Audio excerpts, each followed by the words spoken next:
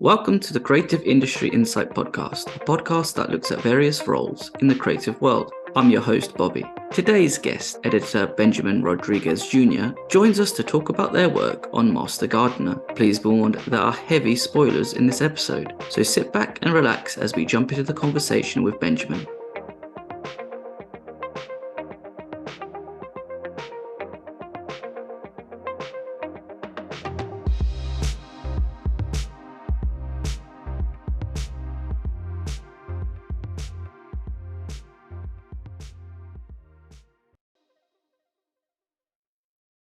Hi, Benjamin. Thank you for joining me today. Hi, it's great to be here. I'm excited to jump in and talk about Master Gardener, which came out last weekend, and I managed to have a screener for it. I think it's my second screener, so it's like getting one is like feels like you get like the Holy Grail in a weird way. Yeah, Because it's like you get to see a film for early and before yeah, others. I know it premiered last year, yeah, but it's just like wow, like this is so cool. yeah. You feel like you're part of like this like secret underground. Yeah, exactly, and it's just so I don't know, it's just so funny to sort of think in my mind that it's just like, wow, I'm getting this. Hmm. And you're part of like an exclusive club. But really Hmm. they probably sent it out to like hundreds of people. But So you saw the film. I've seen the film, yeah. I wouldn't do a podcast without actually seeing the content beforehand because that wouldn't I'm not sure how that would go down. I Hmm. think it'd be like probably like the quietest 45 minutes of my Yeah. life. It's like, But have, here we are. have you But seen his other ones, the previous two? I have not yet. They're on my watch list to do to Oh, great, yeah. watch, which is bad because because it is part of a trilogy, not as Kind of effectively, not like directly. not directly linked, but Mm. they're sort of linked thematically, should we say? Yeah, I'm guessing the way the project came about is that you just got another call from the yeah, producers and Paul just to say, look, I've got another one. You know, we loved you on the other ones. Let's bring you back in. yeah. Yeah, that's pretty much how it is. When we were doing the card counter, he the card counter was done during the pandemic. We were editing virtually in where I'm at right now, my house. Towards the end of that, I always, check in with Paul, see how he's doing and if he's working on any stuff. And he's like, oh yeah, I'm writing, and I'm working on this movie right now with horticulturalist who is in the a witness protection program. And I was like, ooh, that sounds really cool. And then it kind of goes away for a bit, and then he'll eventually send me the script. I'll be like, oh, I get curious, I come around and I poke him. And I was like, what's going on with that? What's going on with that script, Paul? And then he'll just go, oh, yeah, it's going pretty good, and he'll just send it to me, see what I think of it. When you get a sort of when you do get sent a copy of it, what's the first thing that comes to mind when you're reading it? Do you have like an idea of how it's going to be cut and how it's going to be paced, or is it a case of just sort of getting a feel of the material? It's just getting the feel of the material. I read it, and I usually read it multiple times. I read slow, and so I have to go through it again. And then once after the first time, I kind of start to put together like how he's writing it, how he sees it, particularly in Master Gardener with the flashbacks and how he envisioned those. I mean, he had a more kind of motion graphic transition involved with those flashbacks at first. And then once I was putting it together, I was like, well, they just take too much time. His idea of like these like screen wipes in between the present and the flashbacks. And so, but knowing this was part of the same vein as Card Counter and First Reform, you get a sense of the pacing that he's trying to do in the films. And like I said, it's an indirect trilogy, and the themes are the same, but First Reform being the kind of slowest pace, I think, out of the three, and then this one with Master Garden just having more layers in it in terms of like subject matter and aesthetics with the flashbacks. The pacing goes a little bit faster, but it's still kind of holding on shots longer than you expect to be. It's one of those sort of one films that's quite a quiet film. that Mm-hmm. you're sort of just living. I guess it's just a reflection on the character that you're living their life in terms of he's gone from being this white supremacist to now the gardener, and it's just you're getting into that sort of slower pace of life because you can tell with the editing is that when it does the flashbacks, it's very quick and in your Mm-hmm. face and very like aggressive, and then cuts back to the present day where it feels very, I guess, like pleasant might be the right word to Mm-hmm. use, if that makes sense. Mm-hmm. And I think as well with the subject matter of plants, and when Joel Edgerton's character talks about the soil and the sort of different plants, and Mm-hmm. also the holding of shots on flowers, I think that they're you kind of when the camera sort of pans across them, you get like there's like another sense of beauty surrounding it. Because I guess Sure. with flowers as well, it's like you have that metaphor of like somebody's turned over a new leaf, but Yeah. also I think you kind of you see the beauty differently in flowers as well when you have that Mm-hmm. close up and actually appreciate them. Mm-hmm. What's interesting, I think, is the white supremacy topic and subject matter wasn't in the original script. He was in the witness protection program, a hitman, and he meets this young girl and they kind of fall in love.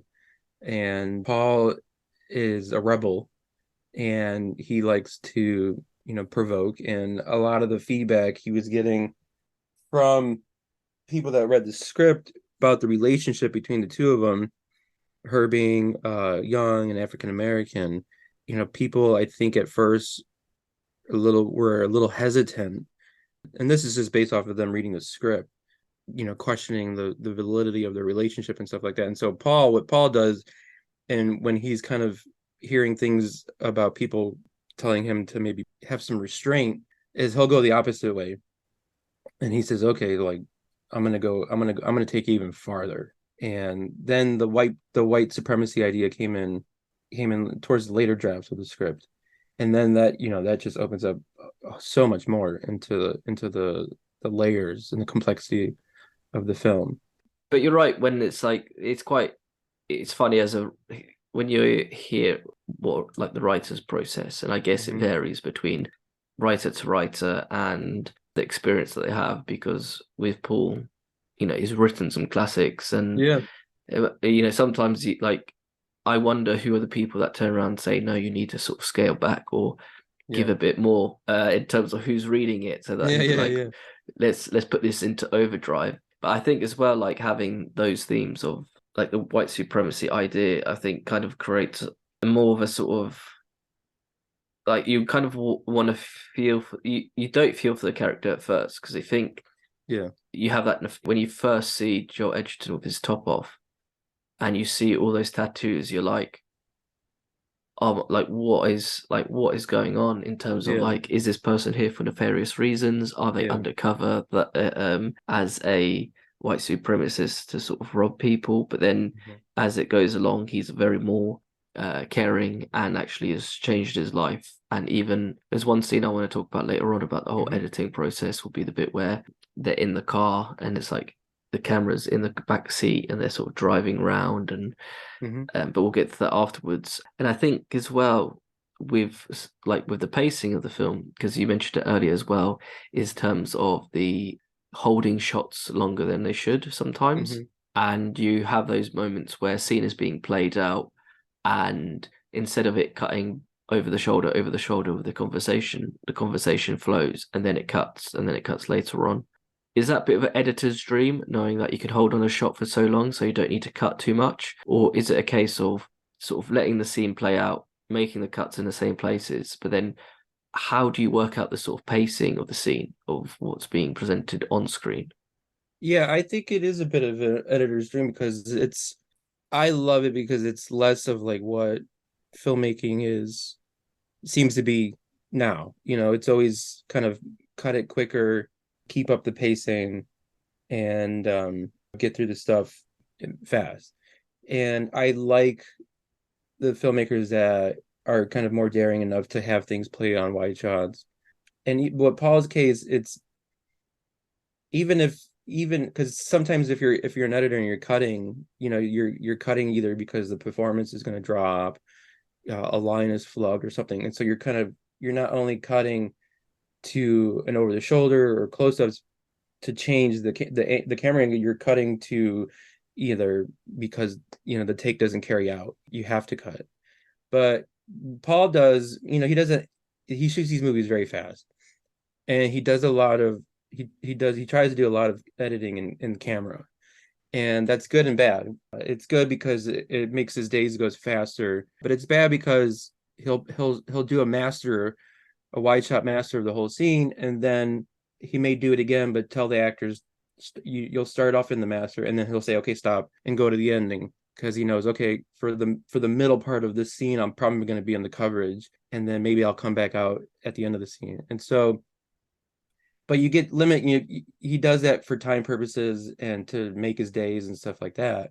But you get in the editing room and you're like, shit, you only did the master one take. You didn't do it fully again. Or even in the coverage, you're jumping in pages or in dialogue in line.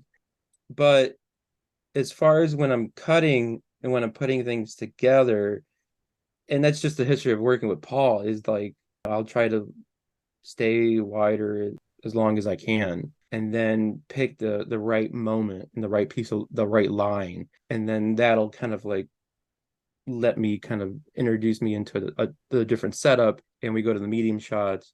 He doesn't do too many really tight close-ups, but he and I guess as I'm putting the scenes together, it's just kind of following the rhythms of his dialogue. I always put the whole things, everything as he written. I don't cut lines out.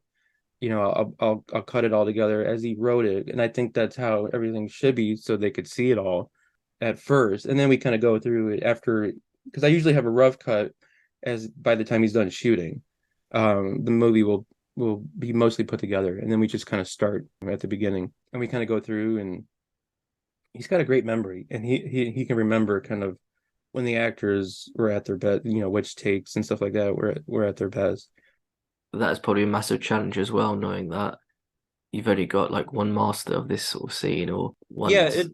it is.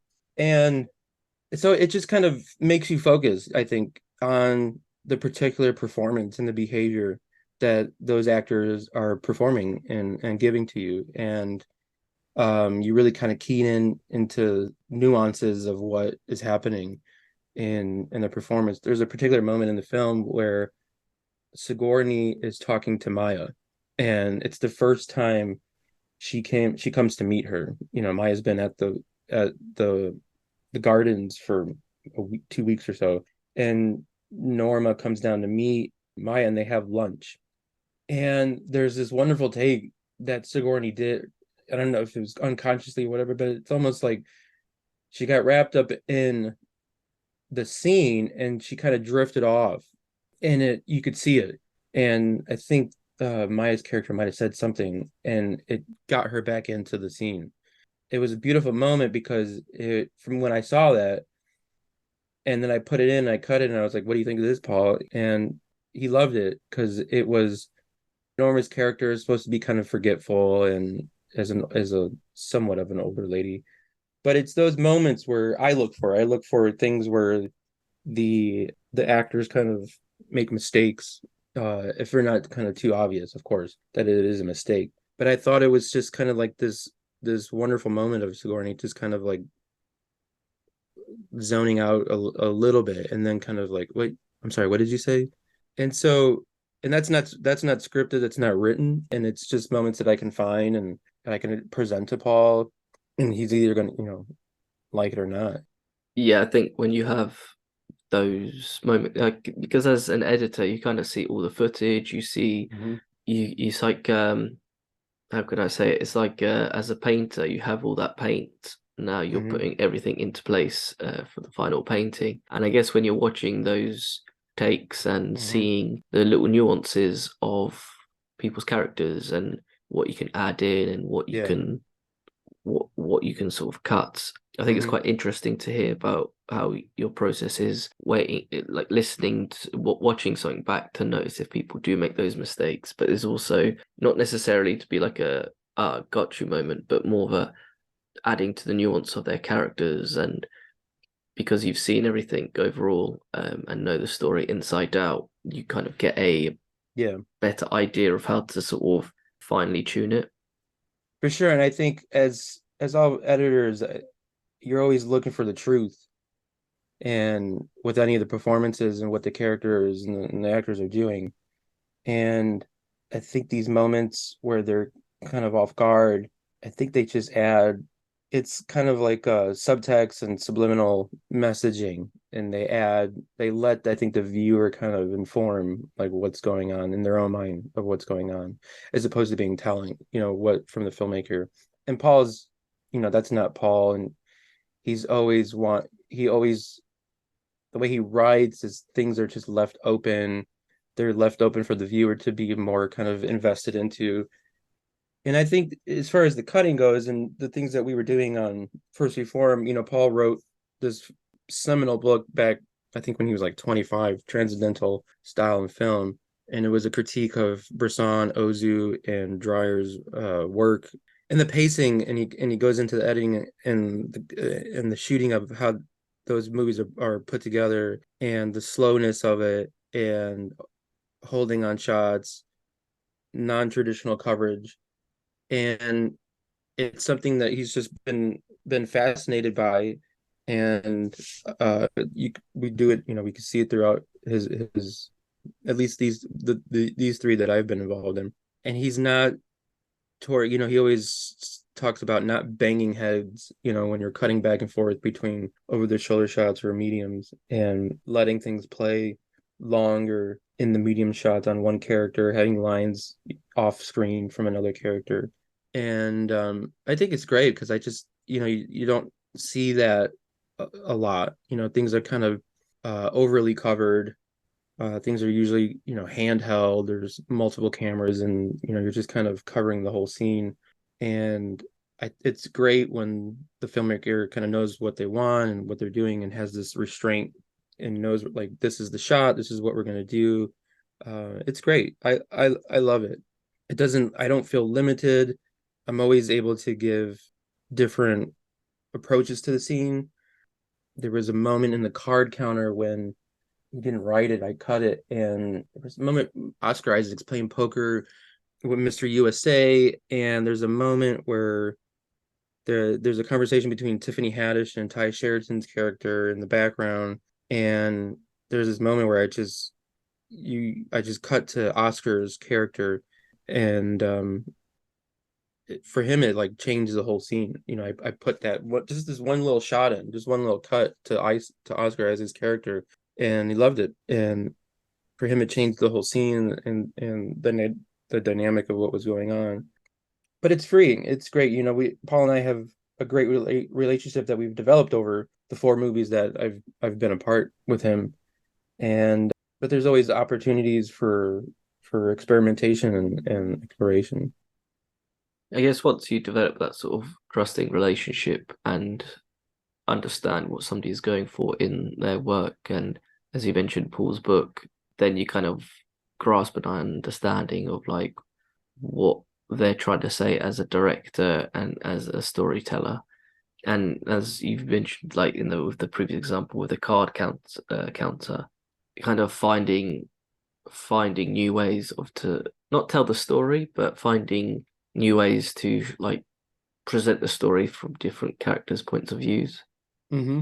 And instead of going for just that sort of dialogue shot of just them talking back and forth, it goes for more the reaction. So even though you as a viewer, you're hearing what's being said, I think it's extremely important to see what the person, the character's reaction would be. Yeah. From like this the whole conversation, and I guess it kind of extends from like what's being said and what's being done. I think you see that in that sort of first conversation with Joel Edgerton's character and Sigourney Weaver's, where they're talking about taking Maya on as an apprentice, and that sort of slowness of like Joel Edgerton being like, oh wow, like Yeah. you're taking someone on, but then also like there's meaning behind it all. But I think you see that as well with moments at the dinner scene where they're all three are having dinner, and how it sticks to actors and their reactions of what's being said, because I think not it's not, as I said, it's not focusing on what's being said, but it's focusing Yeah. on people's how people are gonna react to it, and the sort I love of that scene. That's one of my favorite scenes. the dinner scene. Yeah, I think It's it's really just funny. that, Yeah. but it's also such a well written scene because It is. Yeah. as like people, if you're at dinner, you're kind of stuck there. You Yeah. can't just sort of it'd look really bad to be kind of just like storming off to be because something hasn't gone your way with dinner, and because you're someone's guest, Mm-hmm. it already creates that sort of tension and that sort of like, oh, where's this gonna go? Yeah. Um, and That's a fabulous that scene is just so it's written so wonderfully and the performances are incredible. Sigourney is just on another level on that scene with her wine glass and chugging down the wine and confronting the two of them and the restraint that Joel is given. You know, that's I mean that's part of this trilogy in Paul's character is the restraint and withholding and just letting things kind of like come at you and hit you and you don't show emotion, you know, you're still kind of holding it thin and that scene was such a it's beautifully lit, it's beautifully shot, and it was such a fun scene to cut. And yeah, you are kind of I mean Sigourney's leading the scene and you want to be with her more because she's just doing an amazing performance there. And but you get so when you cut to Maya's character, what you feel what she's go all the language that's being hurled at and the insults that's being hurled at her from Sigourney and the reactions from Joel. It was we drew it out a little bit more. I think my original version in the assembly, Maya got up I think quicker, and Paul's like, no, like let's draw her out more. Let's have her just kind of sit here and kind of not be able to escape for a little bit. And we added in some close-ups of Sigourney and Joel right when I think she's telling him that she's kicking him out, you know, to draw that tension out more. That was a joy. That was such a joy to work with. And I know you haven't seen the card counter, but there's a scene in the card counter when Oscar's character goes and brings Ty Sheridan's character to the hotel room, to Oscar's hotel room, and gives him this proposal. And it's very tense and it's very intimidating to Ty's character. And it's again like the dinner scene in Master Garner where it's just written so wonderfully and shot so wonderfully. You know, the scene almost kind of cuts itself because performances are amazing, the cover, the angles are great, and the writing is just it's just great. And I put that scene together and Paul loved it, and we never after I put it together for the first time, I don't think we changed the frame of it because it just worked so well. And it's yeah, it's a joy. It's a when once his writing is clicking in and being able to put together those scenes. I think as well, when you do have those sort of like powerhouse performances, that's probably quite a joy to watch as well. Just sort of sitting there being like, wow, okay, how are we gonna put this together? And Yeah. even the note of, oh, you know what, hold it on just a bit longer, just so that you as an audience member can build that uneasiness, shall we say, and that sort of like, oh, this does not feel great to be part of. Especially Hmm. if you feel like if you're a fly on the wall of that scene as well. Yeah.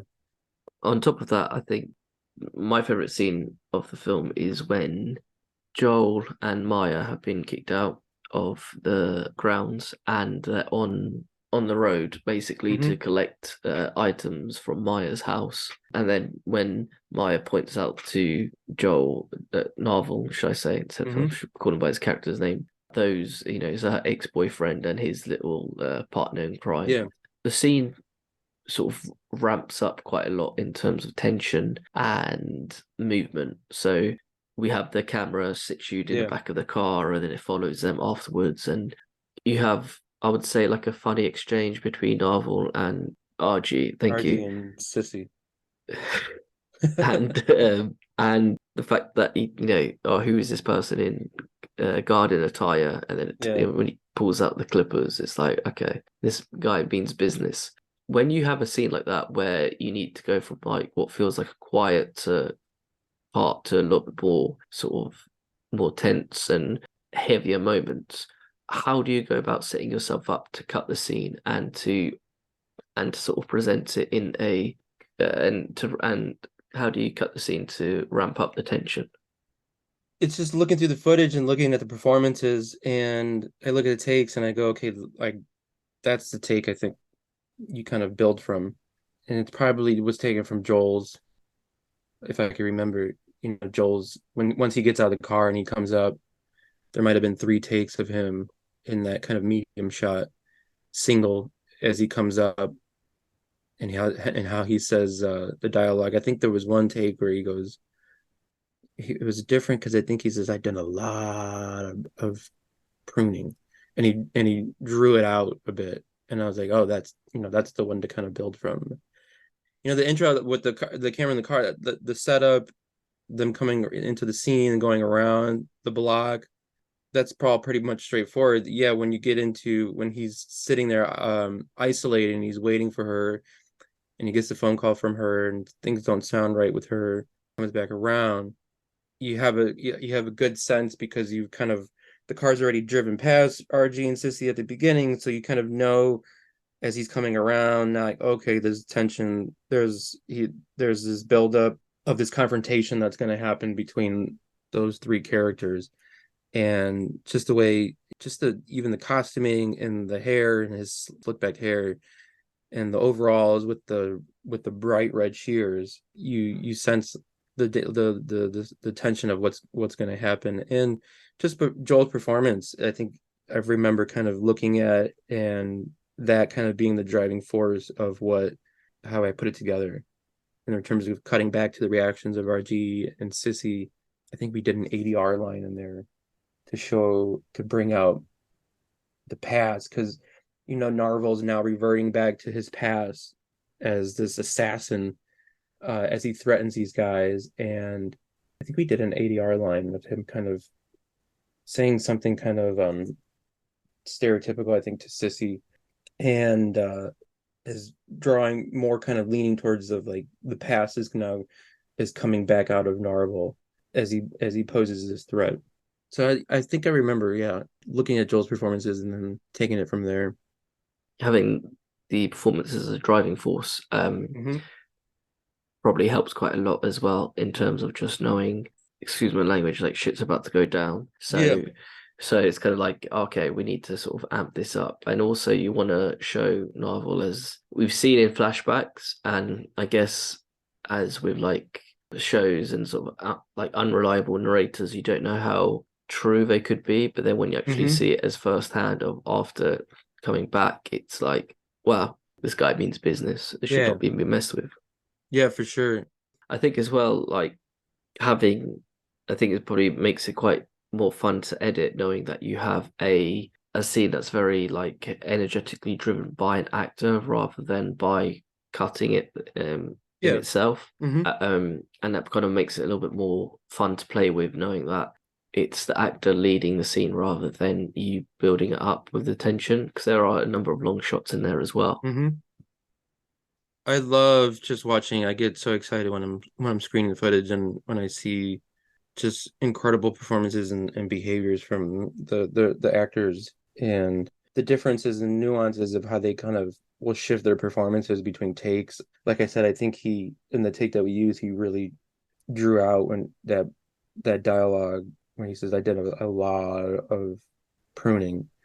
And it's just great when you have those moments and you can kind of structure the scene, and where like that's going to be in the movie. That's where I'm going to start to kind of build stuff from. I don't have to do, you're relying on the performances instead of trying to like manipulate to like some. I mean, of course editing is all manipulation, but there's a joy in when they're great performances and not having to kind of overly edit the scene having things kind of just play out a bit more longer, and the silences and characters kind of waiting to respond or just holding on their faces longer than what you need to be holding on for. Yeah, and instead of as mentioned, just having the actor drive the scene and then maybe just like cut around it sort of thing Mm-hmm. to keep that sort of tour de force going. And Yeah. I think as well, like Joe Edgerton's one of my favorite actors working at the moment. So when you see him in full swing, it's just like oh man, I Yeah. would not want to be RJ and Sissy right now. Yeah. It's interesting too, because a lot he with these last three movies, all Oscar, all these kind of leading men, Oscar, Ethan, and Joel, they get a great praise for the performances because they're just you're doing little, and that's what Paul wants. He doesn't want you bringing out too much or kind of overperforming, and it's all about restraint. It's restraint in the performance, restraint in the camera work, restraint in the editing, as a way to kind of get the viewer to kind of lean in more. I think it's a belief that I think he has, that movies are kind of over explained. You're given all this music to kind of be told how to feel. Pacing tells you, what to feel as well. And Paul is just kind of going the opposite way, and withholding and stripping things back, and not having things to kind of clue you into how to feel at any particular time, and having scores that are kind of different. Dev Hines score in this is different than just kind of like traditional score, and they're all very unique, and they're very special films that I had the pleasure to be a part of. As like actors in the well, and especially in like Joel's case, it's not necessarily like a very showy performance Mm-hmm. in terms of you said like less is more. And I think once I sort of start thinking about it more, you kind of think, yeah, they don't. They're very restrained in how they're Mm-hmm. behaving and what they're doing, and it's quite. You kind of just like, yeah, I think that's like, I guess that's the nuance of an actor and knowing when to sort of give that sort of extra or just peel back a bit more and be the sort of more listening force of it all. Hopefully, it's letting the viewer kind of in their mind, in the movie that the viewer's making in their mind, kind of form the ideas of like what the characters are thinking, by not having so much presented to you, and having the viewer. And it's a particular style, and yeah, not everybody's gonna enjoy it. A lot of people are gonna find the movie slow, boring, and that's because things are just fast now. Media is fast, technology is fast.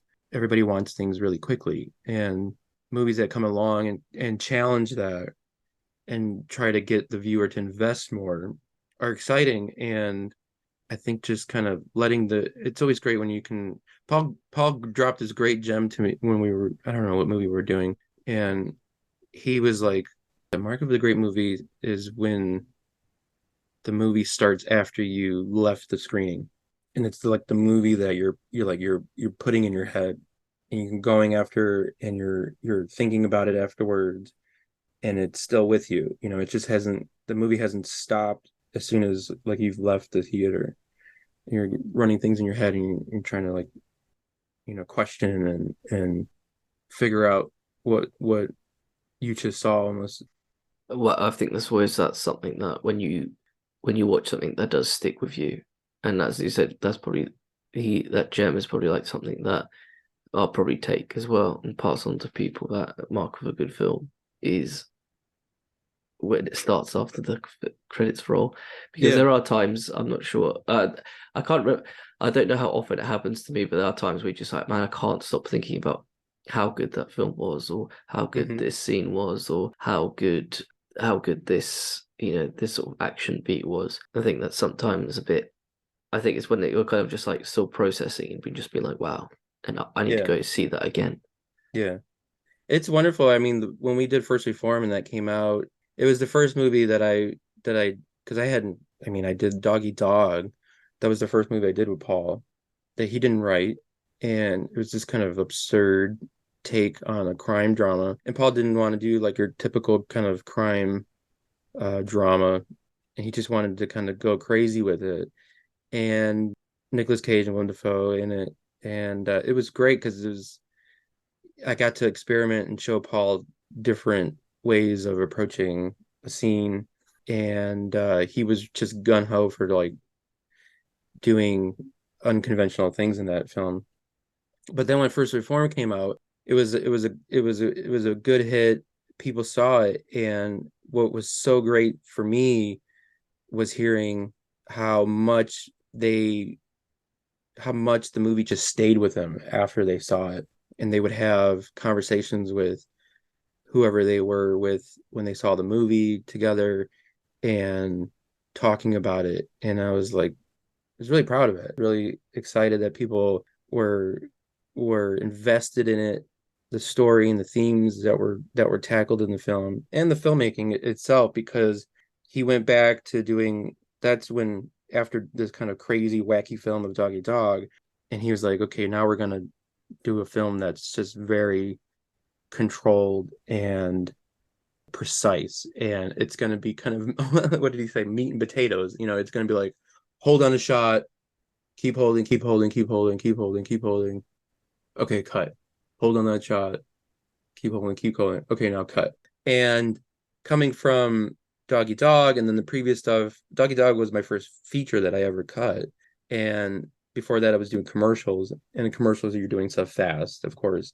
And having the challenge of doing First Reform and knowing that you're not going to bounce back and forth with the edits, that you're going to hold on a shot for a minute and a half or 2 minutes, a two shot, you're going to stay in that, and you're going to really pick the moment when to cut into the medium shots. And then First Reform, it's different because it's a 4:3, I think 1:3 aspect ratio, and so there's no over the shoulder shots in that movie at all. It's all just a wide-ish two shot of the two characters, and then these beautiful somewhat medium close-ups.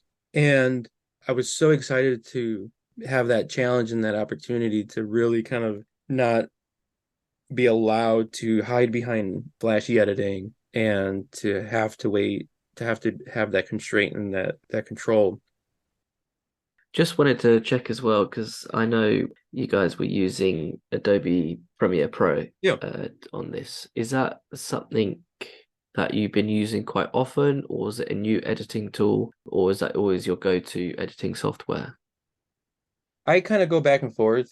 I first learned back in like undergrad on Final Cut, and then in grad school I learned Avid, and then Final Cut went away essentially, I guess, with 10, and then Premiere came out, and it was an easy transition to Premiere, knowing how learning from Final Cut and the intuitiveness of Adobe Premiere. And so I'll go back and forth because I think it's important for editors to know the technology, know the software.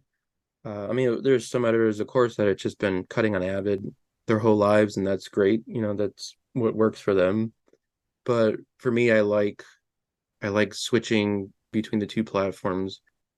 This one was different because I wasn't aware of Adobe Productions, and I don't know how new it is, but it's new to me, and that changed a lot. That changed everything. We were kind of essentially editing off of in the cloud, and there's a service that called Lucid Link, and it's kind of like it's like a big cloud storage system, and so all the media was on Lucid Link, and it works really great with Adobe Premiere. And then I called and I spoke to some people at Adobe, and they were the ones that introduced me to Productions and my assistant to Productions. And it was great because now, almost like the Avid, where in the Avid you have one project and your assistants can open the project and you can be in the same project, and then you're kind of sharing bins and whatnot.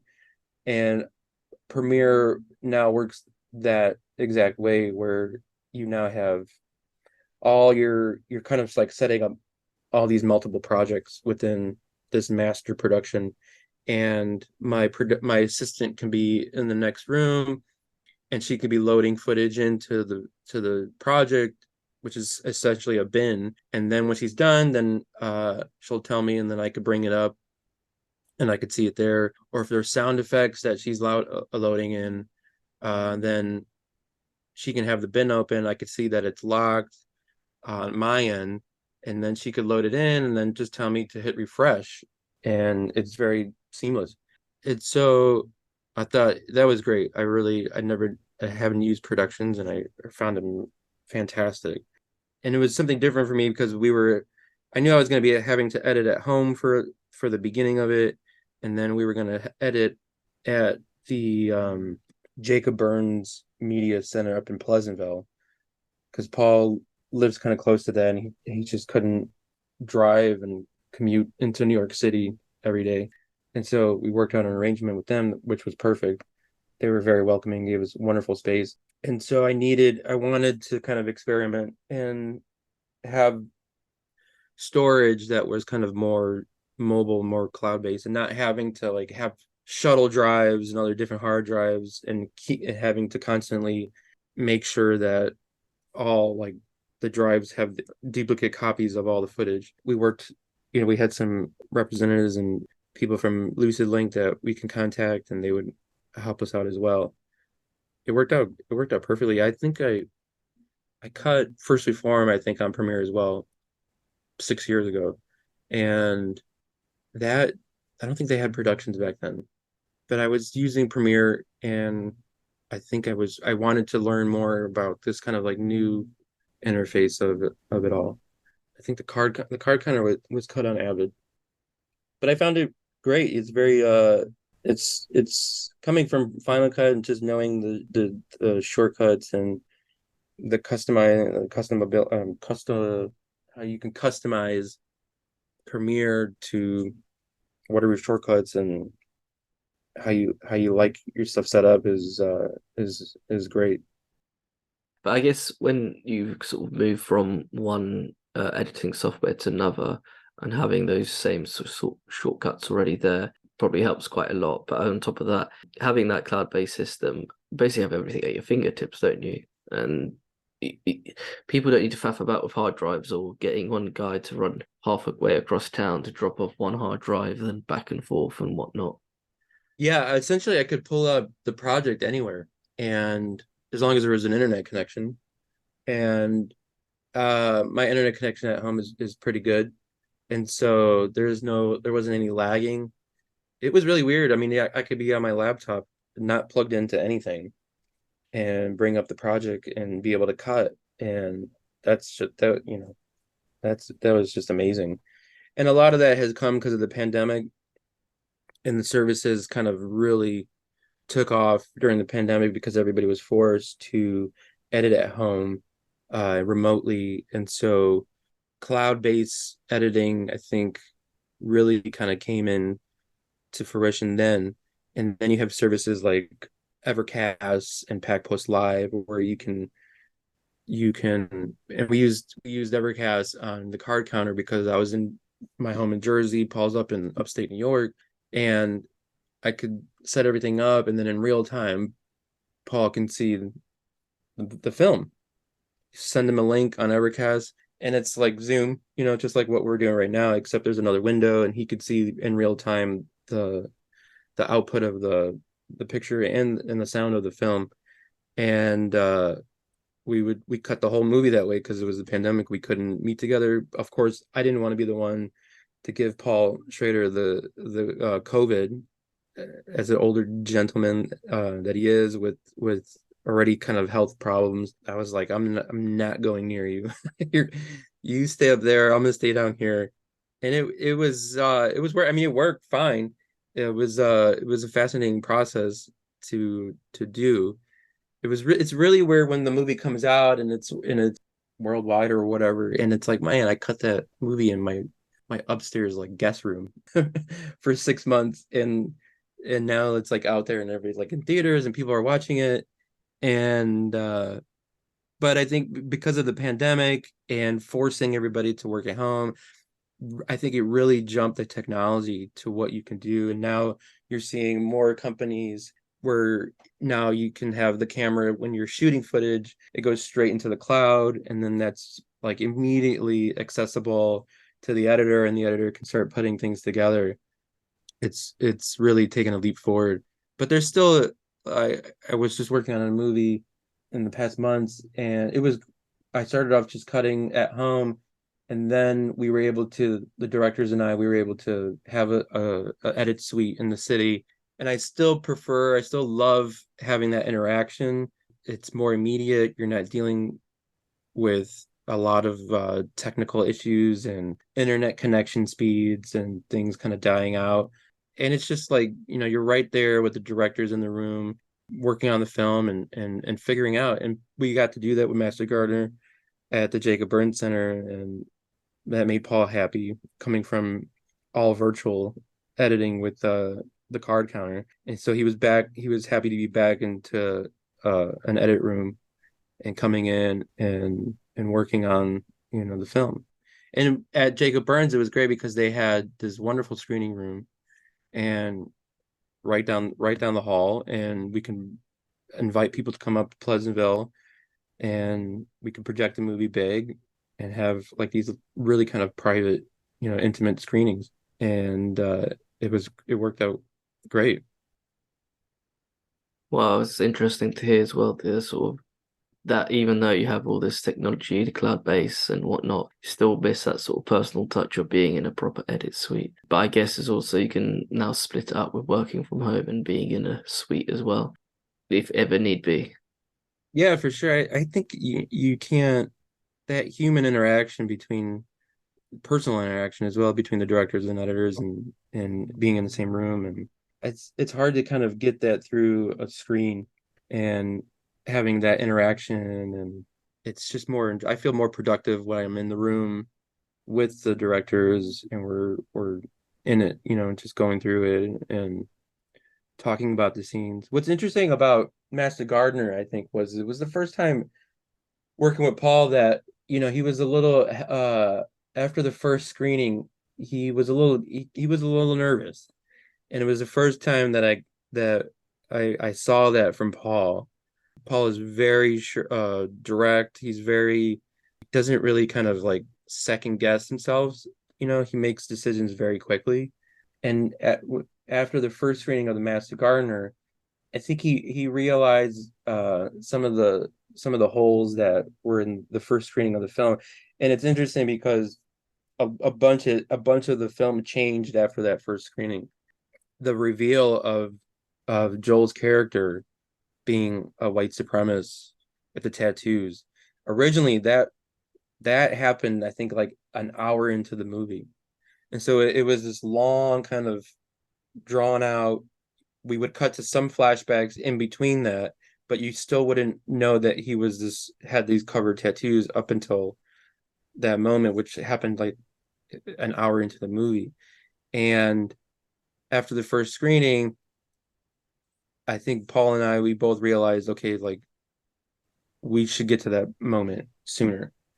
And after the screening, we went out, we had dinner, we just started talking about restructuring the film, and a bunch of it kind of took off from there. And then so that we took that tattoo reveal and we moved it up to like the first reel. So it happens in like the first, like I think in 20-25 minutes, you find out that he's this white supremacist.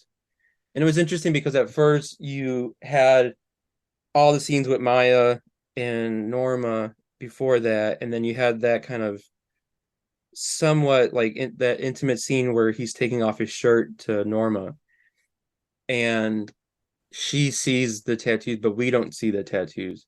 So originally in the first cut, the audience would find out he has these racist tattoos later, and it was like, oh, that's what Norma was looking at, and that's what was getting her excited. But then we moved that up, and it just changed the whole movie completely. I think the attention of people was grabbed a lot quicker, and now you're kind of going, okay, like we know he's this former white supremacist. Does Norma know? Oh, now and then we get to that scene where he takes his shirt off to her, and it's like, oh, okay, like she knows, and that's kind of like turning her on a bit. But now it's like, when does Maya figure out? And that was the kind of that's the suspense, I guess, and the tension of the film, is the audience knowing that he's this white supremacist, and Maya, as the relationship starts to get to blossom, as the flowers do, and they have this attraction to each other. Like, when is the big moment of the burst? And then that changed the placement of the, what did he call the flowers blooming in the car ride. That changed that whole moment, because I forgot when that happened, but we put that right after, we moved that and we put that right after the sex scene of Maya and Narvel. And that changed a lot of things and a lot of feelings for everything. So it was more restructuring that we did in the past with the card counter and First Reform. First Reform, I think we might have cut like one or two scenes and shifted very, very little around from how the movie was written. Very little. And I think in the card counter, very little shifting, restructuring, I think, in that one as well. But in this one, it was it was interesting. It was fun to see a more of a to have this challenge of and that's the great part about editing, is the puzzle that you're trying to figure out, shifting the pieces where they and if they can be shifted, and seeing, like, okay, what happens if I take that scene and put it, that came an hour into the movie, and I put it in the first 25 minutes, like, what happens? And what we do, we always have weekly screenings as we get through the movie. And so after we have the first cut, when we screen that, then we'll go through, we get feedback in from people that have seen the movie, we talk about that, and then start to restructure and reshape it. And then we'll screen it again at the end of the week to a select group of people. And then we'll go back the next week at the beginning of the week, fine tune it, restructure, do the and have another screening. And we saw the progression of the movie and the responses from the movie, of people being more engaged, understanding the relationships between the characters a lot more. I think that's always like a beauty of it, is having those early screenings to sort of fine tune your ideas, and Mm-hmm. also having those ideas that come up. So like the showing off the tattoos, because now you think about it, if at the time it probably felt like a right thing to do, but now on reflection, having that sort of idea of those tattoos put in earlier as an audience Yeah. member to sort of be like one step of ahead of the characters, Yeah. and then also the moment where it is revealed, you're like, well, how is this going to turn or change your relationship with people? Yeah. And it's really, the flowers blooming in the road as they're driving, and the kind of cathartic moment that Narvel is having. I think that just came because there's a lot of driving scenes. And I think it might have happened after one of the motel scenes, but it was part of like that kind of driving montage. And as soon as we were after the first screening and we're talking about the restructuring, and we both looked at each other and said, well, what if we put that magical scene after the sex scene? And then that just opens up a whole notion of other kind of connotations and ideas, after, as opposed to just that coming after the car scenes of them traveling and going to the gardens. But if once they have their sex scene, and now they both have this kind of like cathartic magical moment, and this kind of like weird elation of these flowers blooming, it fits so well, and change the dynamics and the of the relationship more. It's always you're dealing with, in this movie, heavy subject matter: racism, interracial relationships, but the May December relationship being how much older he is versus Maya's character, the love triangle between Norma, Narvel, and Maya. You're dealing with a lot, and that's what I loved about it, was it was so complex. And Paul's just he's just so he's so courageous. He's so kind of what is the word? He's so kind of daring and to like take it to these levels and have all these complexities in these characters. And that was the best part of like the pacing and everything, of figuring out and working on developing the relationship and how kind of much and how soon they kind of Maya and Norma fall in love, and then Norma's kind of persistent hovering or kind of spying into that relationship as well, and figuring out how to dial all those different kind of emotions and layers, when to dial it back, when to dial it more up. And it was fun. I mean, it was more challenge this was the most challenging from the card counter and First Reform, and just because of the complexities of the relationships, and Paul kind of seeing this movie as not necessarily like reality, but kind of like what if this relationships and this kind of story happened. And it's always in the back of my mind, it's like, are people going to kind of think this is plausible, or believe in this? Are they going to be invested enough into their story to, like, when it gets to the sex scene, that feels right or feels true, or believable that can happen? I think Paul sees this kind of more as this like short story versus like a full-fledged out, versus like First Reform and the card counter. And I think that is a really good way to bookend the episode. Benjamin, thank you so much for joining me today and talking about Master Gardener. Thank you.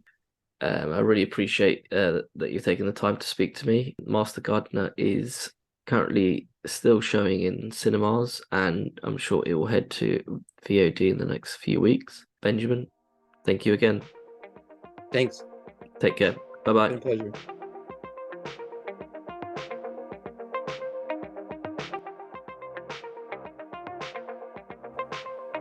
Thank you for listening. Please subscribe, rate, and review this podcast.